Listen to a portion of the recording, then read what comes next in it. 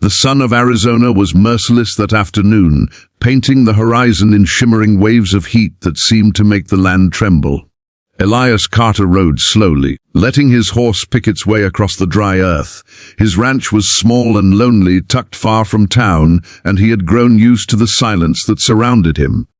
Once, he had known the laughter of children and the soft presence of a wife who stitched quilts by lamplight. Illness had taken them both in a single cruel season, leaving Elias with nothing but his cattle, his memories, and the wide, endless desert. It had been nearly 3 years since that loss, and though time dulled the sharpness of grief, it did not erase it. Every morning Elias saddled up, herded cattle, mended fences, and tried to find meaning in work that now felt like a routine to keep loneliness from strangling him. His hands were weathered, his face lined by sun and sorrow, but his eyes remained watchful. The frontier demanded alertness. It was not only the land itself that could kill a man, but also the people who wandered it. Elias had seen enough to know peace was fragile, especially in these borderlands where settlers and native tribes lived uneasily side by side. That day, Elias was riding toward a patch of cottonwoods near the edge of his property. Some of his steers had strayed that way, and he meant to drive them back before nightfall. His horse snorted, uneasy, and Elias slowed, scanning the distance. The cottonwoods stood out like green shadows against the pale desert, their leaves rustling faintly in the hot wind. There was something odd in the stillness, something that made the hair rise on the back of his neck. He nudged his horse forward, squinting against the glare until the shape came into focus. At first, Elias thought it was a scarecrow, an old figure tied up to keep birds away from crops. But as he drew closer, his stomach twisted. Hanging from a branch of the largest cottonwood was the limp body of a young girl. She swung slightly, her bare feet dusty, her arms bound cruelly behind her back. The sight stopped Elias cold. He dismounted quickly, heart hammering. The girl's dark hair, tangled and matted with dirt, framed a face that was bruised and bloodied, yet unmistakably alive. Her chest rose faintly, almost imperceptibly. She was not dead, not yet. Beneath her chin hung a rough plank of wood, tied with rope. The words burned into its surface made Elias's blood run cold. "White man don't forgive." The letters were jagged, carved with anger and meant to sear themselves into any who saw. Elias stared at them, the message clear as the desert sky. Someone had wanted her suffering to serve as a warning, a cruel piece of theater staged for men like him. For a long moment he could not move. The girl could not have been more than 12. The brutality of it struck him in a way no battlefield or barroom brawl ever had. Shaking himself from shock, Elias drew his knife and cut the rope that bound her wrists. She sagged into his arms, light as a bundle of sticks. Her skin was hot with fever, her lips cracked, her breath shallow. Whoever had left her here had not meant for her to survive. Elias lowered her gently onto the ground and untied the sign from her neck, tossing it aside with disgust. He poured a little water from his canteen onto a cloth and pressed it to her lips. She swallowed weakly, eyes fluttering open just for an instant, dark with fear and pain. Then she slipped back into unconsciousness. Elias's hands trembled as he lifted her onto his horse. He had no plan, no clear idea of what this meant for his quiet life, but he knew one thing: he could not leave her. The desert was harsh enough for a healthy man. For a wounded child, it was a death sentence. He mounted carefully, holding her against his chest, and turned his horse back toward the ranch. Every hoofbeat sounded louder than it should, echoing with the weight of what he had just stumbled upon. Somewhere in the distance, a hawk circled lazily in the sky, as though mocking the fragility of the scene below. The ride back felt longer than usual. Elias's mind spun with questions. Who had done this? Settlers with a grudge, a vigilante mob seeking revenge for some offense, or perhaps outlaws who cared nothing for sides, only for cruelty. The sign's words haunted him. He had known anger between white settlers and the Apache before, but this was not war. It was something uglier. It was vengeance without honor, cruelty without sense. He tightened his hold on the girl, as though his arms alone could shield her from whatever shadows lingered out there on the plains. By the time he reached his ranch, the sky was deepening into shades of crimson and gold. He carried the girl inside, laying her gently on the spare bed in the corner of the small cabin. The place was modest: wooden walls, a stove, a table, shelves lined with tools and supplies. Elias fetched water, washed her wounds as best he could, and bandaged them with strips torn from an old shirt. She stirred faintly but did not wake. He sat beside her, the lantern's light flickering across her battered face, and for the first time in years he felt the sharp tug of responsibility for another soul. Sleep did not come easily that night.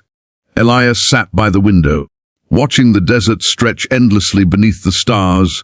Coyotes yipped in the distance, their cries carrying on the wind. His thoughts returned again and again to the girl's face, to the cruel message burned into the wood. The world outside his lonely ranch had intruded violently, and he knew there was no ignoring it. Whoever had left her to die might come looking, or worse, might already know she had been found. Still, Elias made a silent vow: as long as she lay under his roof, no harm would reach her. Morning came with pale light and the smell of dust drifting through the cracks in the cabin walls. Elias rose warily and checked on the girl. Her breathing was stronger, her color less ghostly. He fed her a little broth, coaxing her to swallow, and though she remained weak, there was life in her yet. He felt a stir of relief, tempered by unease. If she survived, questions would have to be answered, hers and his. But for now, all that mattered was keeping her alive. He stepped outside, the vast desert spreading out before him, and realized that his life of quiet solitude was over. The desert night was quiet when Elias saddled his horse, the moon casting long shadows across the sand. He moved with the practiced silence of a man who had spent years alone, but his heart beat louder than he wished. The girl slept in his cabin, her breath shallow yet steady, and though she had not spoken much, the fragments of her story were enough to make Elias's blood boil. Men had done this. Not hunger, not wild beasts, not the land itself. Men, settlers, and hired hands who had decided her people's lives were worth nothing. Elias knew their kind all too well. He rode with his rifle slung across his back, the leather creaking in the cool night air. Every hoofbeat echoed against the silence, and with each step Elias felt the weight of what he was about to do.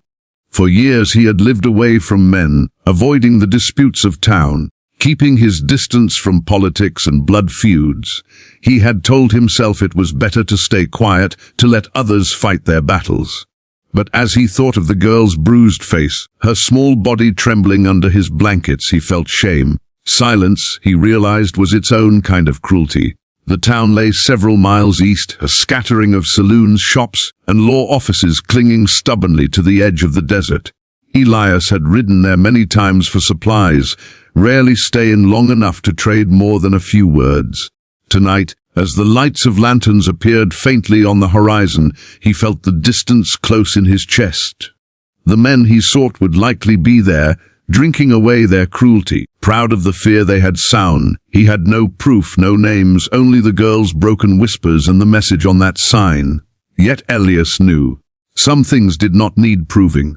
The first building he reached was the saloon, its porch crowded with cowans laughing too loudly, spitting tobacco into the dust. Elias tied his horse to the post, his hand brushing the worn handle of his revolver as he stepped inside. The air reeked of whiskey and sweat, the sound of piano keys jangling beneath drunken voices. He scanned the room slowly, his eyes landing on a group of men near the back. They sat apart, boasting with the kind of arrogance that clung to those who believed themselves untouchable. Elias recognized one of them, a ranch foreman known for hard hands and harder words. He walked to the bar, ordered a whiskey he barely tasted, and kept his ear turned toward their table. Snatches of conversation floated over, talk of land, of driving out vermin, of making examples. His jaw clenched. It was them. The girl's suffering was a scar they had carved deliberately, a warning meant to spread fear across the desert. Elias felt his pulse pound in his temples. He was only one man outnumbered, but he had lived long enough to know courage was not measured in numbers. Sometimes it was simply doing what no one else dared. One of the men noticed him watching and sneered. "Something on your mind, Carter?" His voice carried, silencing the piano. Elias stood, finishing his drink slowly before setting the glass down. "I found what you left hanging in the cottonwoods," he said evenly. The room went still. The foreman's smirk faltered. A few others shifted uneasily, while one chuckled darkly, as if amused by the challenge. Elias did not reach for his revolver yet. His words were his weapon now. "She's alive," he continued, "and she's under my roof. No child deserves what you did. No man with a soul could call it justice." The silence stretched, broken only by the creak of a chair as one of the men stood. His hand rested on his pistol, eyes narrowing. "You should have left her where she was, Carter. You think you can save her. You think you can save any of them." His words dripped with contempt. Elias's own hand moved slowly to his sidearm. "I'm not here to save them all," he said, "just to stop you." The room erupted before the last word left his lips. Gunsmoke filled the air, chairs crashed, voices shouted. Elias fired with deadly precision, years of practice in his hand, dropping 2 men before they cleared their holsters. The fight was quick, brutal, the kind that left no room for hesitation. Elias dove for cover behind a table, splinters flying as bullets tore through wood. He rose, aimed, fired again. The foreman clutched his chest, eyes wide with disbelief, before collapsing. The others scattered, wounded or fleeing, the bravado gone from their faces. When the smoke cleared, Elias stood alone, chest heaving, revolver warm in his grip. The saloon was silent save for the ragged breaths of the few who had survived, too broken to rise. Elias holstered his gun, his voice low. "This ends now." He left the saloon without looking back, mounting his horse as whispers spread through the town. Some would call him a murderer, others a fool. But Elias did not care. He had seen too much to pretend anymore. The girl had given him purpose, not by asking, but by surviving. She was proof that innocence could endure even in the face of cruelty, and that was something worth defending. He rode hard through the night, the desert winds whipping against his face, eager to return before danger found its way to his cabin. When he arrived, the girl was awake. Her dark eyes followed him as he entered.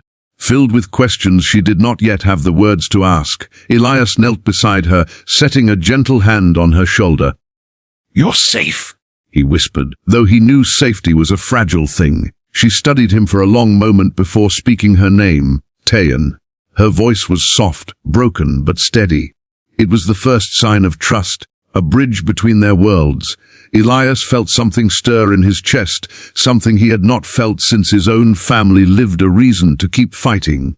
Over the following days, Elias taught Tayan how to tend the garden, how to feed the horses, how to patch the roof when the wind tore shingles loose. She was quiet, watchful, but eager to learn, her strength returning with each passing sunrise.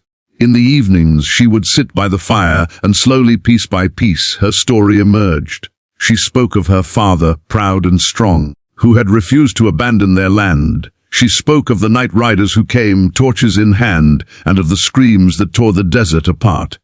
Elias listened in silence, his heart heavy, his anger smoldering. Yet amid the sorrow there was resilience in her. She laughed once, a sound so unexpected it startled Elias. She found joy in the smallest things, the warmth of bread fresh from the stove, the way the stars blanketed the sky without end. Elias realized then that he had not only saved her, she had, in a way, saved him. The loneliness that had bound him for years began to loosen, replaced by a bond forged in fire and pain. He no longer rode the land with only ghosts for company. He had Tayan, and with her a new kind of family. Still, danger lingered. Word of the saloon gunfight spread fast, and Elias knew men would come for him. Some out of vengeance, others for bounty, still others simply for the thrill of blood. But he no longer feared solitude or death as he once had. He had a purpose now. As long as Tayan needed him, he would stand between her and the cruelty of the world. Each day he repaired his rifle, sharpened his knife, and prepared for the fight he knew was coming. The desert was unforgiving, but so was the heart of a man who had finally found something to protect. One evening, as the sky burned with the colors of dusk, Tayan asked softly, "Why did you help me?" Elias paused, gazing at the horizon. His voice was rough but honest. "Because once, I had a little girl of my own, and because no one should be left to die on a tree." Tayan nodded, understanding more than her years should have allowed. She leaned against him, her small frame warm beside his. For the first time in a long while, Elias felt peace, not the peace of silence, but the peace of knowing he was no longer alone.